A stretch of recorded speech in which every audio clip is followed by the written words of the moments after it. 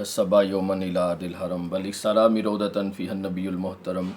حامدا و مسلیا و مسلما بسم اللہ الرحمن الرحیم اللہم صلی علی سیدنا محمد وعلی آل سیدنا محمد وبارک وسلم۔ محترم ناظرین، السلام علیکم ورحمۃ اللہ وبرکاتہ۔ سید الشہداء امام علی مقام امام حسین علیہ السلام کو جب مدینۃ المنورہ میں بیعت کے لیے مجبور کیا گیا اور جب آپ نے محسوس فرمایا کہ مدینۃ المنورہ کی زمین آپ کے لیے تنگ ہو گئی ہے اور مدینۃ المنورہ میں رہ کر اگر آپ بیعت نہ کریں گے تو بیعت کے سوا آپ کے پاس کوئی چارہ نہیں، اور اس کے علاوہ یزید جیسے فاسق مولن کی بیعت کرنے سے بہتر ہے کہ میں اپنے نانا جان کے مقدس شہر مدینۃ المنورہ کو چھوڑ کر کسی اور علاقے کا انتخاب کروں۔ تو یہ سن 60 ہجری تھی اور 27 یا 28 رجب تھی کہ جب امام علی مقام علیہ السلام نے مدینۃ المنورہ کو الوداع کہا، اور سن 60 ہجری کے بارے میں حضرت سیدنا ابو ہریرہ رضی اللہ تعالیٰ عنہ یہ اللہ کی بارگاہ میں دعا کرتے تھے کہ اللہم انی اعوذ بک من راسس الستین و امارت الصبیان، کہ یا اللہ میں تجھ سے سن 60 ہجری اور لونڈوں کی حکومت سے پناہ چاہتا ہوں۔ جس وقت حضرت سیدنا امام حسین علیہ السلام مدینہ منورہ سے رخصتی کا ارادہ فرمانے لگے، آپ کی خدمت میں آپ کے بھائی حضرت سیدنا محمد بن حنفیہ رضی اللہ تعالیٰ عنہ حاضر ہوئے۔ حضرت محمد بن حنفیہ حضرت مولا علی شیر خدا علیہ السلام کے بیٹے ہیں، اور حضرت سیدہ خولہ بنت جعفر آپ کی والدہ ماجدہ ہیں۔ سیدہ خولہ کا لقب حنفیہ تھا، تو اس لحاظ سے آپ کو اپنی والدہ کے نام کے ساتھ یاد کیا جاتا ہے اور آپ کو محمد بن حنفیہ کہا جاتا ہے۔ حضرت محمد بن حنفیہ امام علی مقام علیہ السلام کی خدمت میں حاضر ہوئے اور پوچھا کہ کیا معاملہ ہے، تو آپ نے ارشاد فرمایا کہ جان میں مدینہ المنورہ کو چھوڑ رہا ہوں اور میں یہ ارادہ رکھتا ہوں کہ میں مکہ المکرمہ کی طرف چلا جاؤں۔ اس وقت حضرت محمد بن حنفیہ نے گزارش کی کہ واللہ یا اخی لانت اعز اہل الارض علیہ۔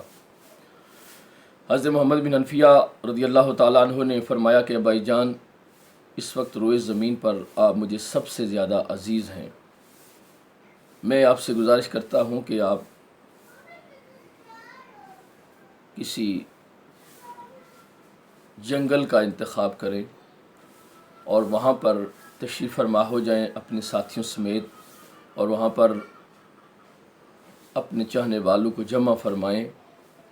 اور جب تک آپ کے چاہنے والے آپ کے ساتھ ایک بڑی تعداد میں جمع نہ ہو جائیں اس وقت تک آپ کسی اور علاقے کا انتخاب نہ فرمائیں، نہ کوئی اور کام کریں جب تک کہ آپ کے چاہنے والے آپ کے ساتھ نہ ہوں۔ حضرت امام علی مقام علیہ السلام نے اپنے بھائی کے اس مشورے کو پسند کیا اور ان کے لیے دعائے خیر فرمائی۔ یہ البدایہ والنہایہ امام ابن کثیر نے جو ہے لکھا ہے، علامہ ابن کثیر نے اس کو لکھا کہ وسار الحسین الی مکہ تھا، اور امام حسین علیہ السلام نے مکہ المکرمہ کا سفر اختیار کیا۔ یہ سفر در حقیقت امام علی مقام علیہ السلام کی شہادت کی بنیاد تھا۔ مدینہ المنورہ شہر رسول اکرم صلی اللہ علیہ وآلہ وسلم کو آپ نے چھوڑنا تھا، اور آپ نے کربلا جانا تھا، اور کربلا میں شہادت کا جام پینا تھا، اپنے پیاروں کو اس انداز میں ان حالات میں دیکھنا تھا، اور شہادت عظمیٰ کا منصب پانا تھا جو اللہ کی بارگاہ میں کسی اور کو عطا نہیں ہوا۔ وہ کسی نے کہا تھا کہ طیبہ سے ماہ مدن جا رہا ہے، حرم سے امام زمن جا رہا ہے، بہاروں نے رو کر کہا دیکھو دیکھو یہ سارے کا سارا چمن جا رہا ہے۔ اور مصیبت سے پنجہ لڑانے کی خاطر، جفاؤں کا ہر تیر کھانے کی خاطر، شہادت کا گلشن سجانے کی خاطر، شہید ہو کے قرآن سنانے کی خاطر، مدینے سے نکلا نبی کا نواسا، نبی کی شریعت بچانے کی خاطر۔ امام علی مقام علیہ السلام اپنے پیاروں کو لے کر، اپنے بچوں کو لے کر، اپنے خاندان کی عظیم ہستیوں کو لے کر باہر عازم سفر ہوئے اور مدینۃ المنورہ کا رخ کیا۔ رستے میں حضرت عبداللہ بن مطیع رضی اللہ تعالیٰ عنہ جو صحابی رسول ہیں، اور آپ مکہ المکرمہ سے واپس تشریف لا رہے تھے، راستے میں حضرت امام علیہ السلام سے آپ کی ملاقات ہوئی۔ آپ نے جب امام علی مقام علیہ السلام کو اپنے رفقا، اپنے پیاروں سمیت، اپنی اولاد سمیت، اپنے خاندان سمیت دیکھا جاتے ہوئے، تو وہ عرض کو نہ ہوئے کہ حضور کہاں کا ارادہ ہے؟ امام برحق نے ارشاد فرمایا کہ میں مکہ المکرمہ جانا چاہتا ہوں۔ اے عبداللہ، تو جانتا ہے کہ مدینۃ المنورہ میں میرا رہنا مشکل ہو گیا ہے۔ یزید کے چاہنے والے یزید مجھ سے بیعت کا مطالبہ کرتا ہے، اور میں کسی فاسق کی بیعت نہیں کر سکتا،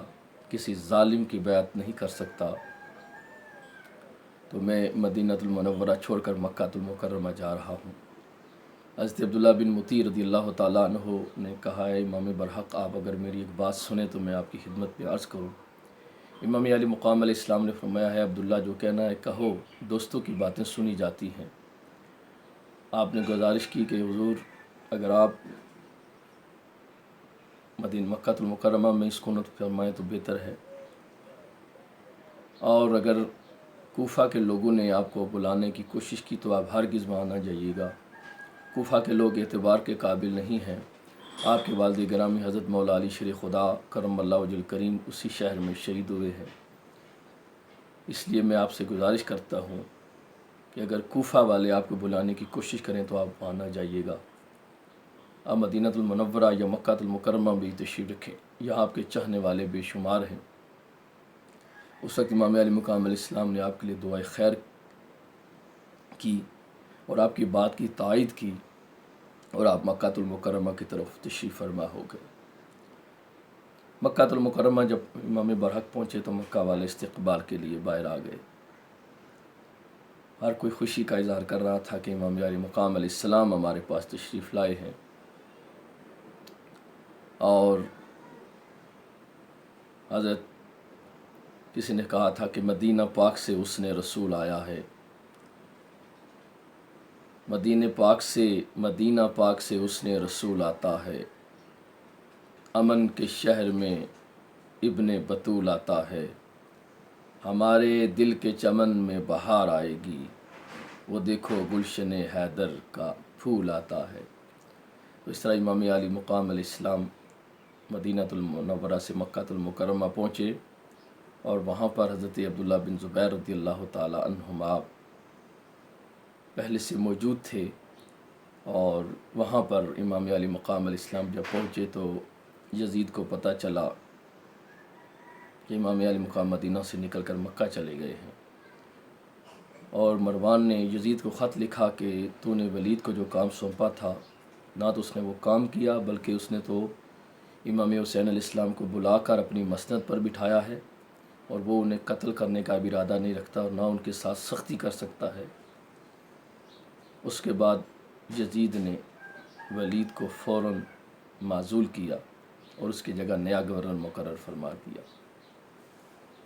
تو حضرات، یہ تھا امام علی مقام علیہ السلام کا سفر مدینۃ المنورہ سے مکہ المکرمہ کا۔ انشاءاللہ العزیز نیکسٹ ویڈیو میں اگلے سفر کے حالات جو ہیں وہ آپ کی خدمت میں پیش کروں گا۔ اللہ رب العزت کی بارگاہ میں دعا ہے کہ اللہ رب العزت ہم سب کو دونوں جہانوں میں امام علی مقام علیہ السلام کی غلامی نصیب فرمائے۔ وما توفیقی الا باللہ العلی العظیم۔